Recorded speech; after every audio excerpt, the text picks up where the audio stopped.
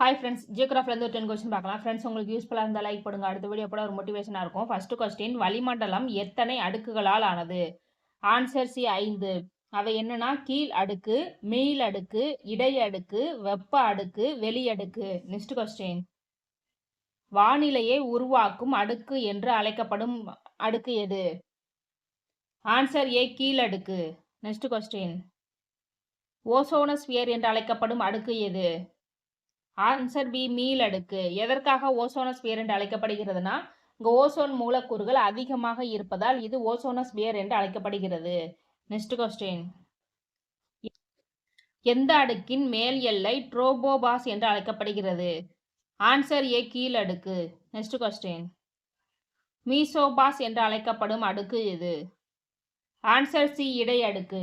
Next question, எந்த அடுக்கின் மேல் எல்லை ஸ்ட்ரேட்டோபாஸ் என்று அழைக்கப்படுகிறது? ஆன்சர் பி மீள் அடுக்கு. நெக்ஸ்ட் கொஸ்டின், மீள் அடுக்கு வளிமண்டலத்தில் எத்தனை கிலோமீட்டர் வரை பரவியுள்ளது? ஆன்சர் பி 50 கிலோமீட்டர் வரை. இந்த மீள் அடுக்கு கீழ் அடுக்கிற்கு மேல் அமைந்துள்ளது. நெக்ஸ்ட் கொஸ்டின், இடை அடுக்கு வளிமண்டலத்தில் எத்தனை கிலோமீட்டர் வரை பரவியுள்ளது? Answer B 80 kilometre. மீள் அடுக்கிற்கு அடுத்தபடியாக இடை அடுக்கு அமைந்துள்ளது. மீள் அடுக்கு 50 கிலோமீட்டர்னு பார்த்தா அந்த 50 கிலோமீட்டர்லேருந்து 80 கிலோமீட்டர் வரை உள்ளது இடை அடுக்கு ஆகும். நெக்ஸ்ட் கொஸ்டின், புவியை நோக்கி வரும் விண்கற்கள் எந்த அடுக்கில் எரிவிக்கப்படுகின்றன? ஆன்சர் சி இடை அடுக்கு.